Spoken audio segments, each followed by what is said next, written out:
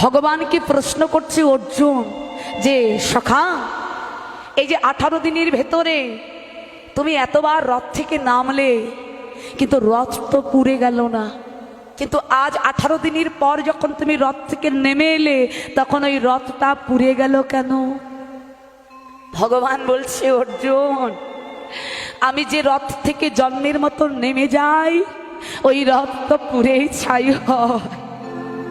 বলে বুঝলাম, কিন্তু এতদিন এই যুদ্ধ চলাকালীন অবস্থাতে তুমি অনেকবার নেমেছিলে রথ থেকে, কিন্তু তখন তো রথ পুড়ল না, আর আজ পুড়ল কেন?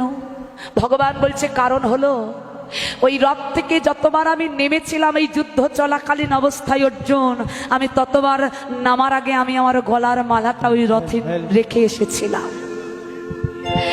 বাবা, মানুষ যখন আমরা ঘুমাই, এই ঘুমান্ত দেহে কিন্তু গোবিন্দ থাকে না। হরিবল থাকে কে?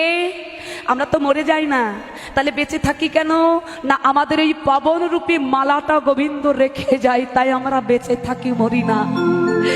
তাই ভগবান বলছে অর্জুন, যখন রথ থেকে আমি নেমে যেতাম ওই পবনরূপী আমার গলার মালাটা আমি রথে রেখে আসতাম, তাই রথ পড়েনি।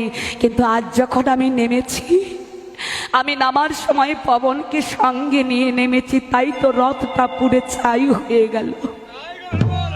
হরি বল।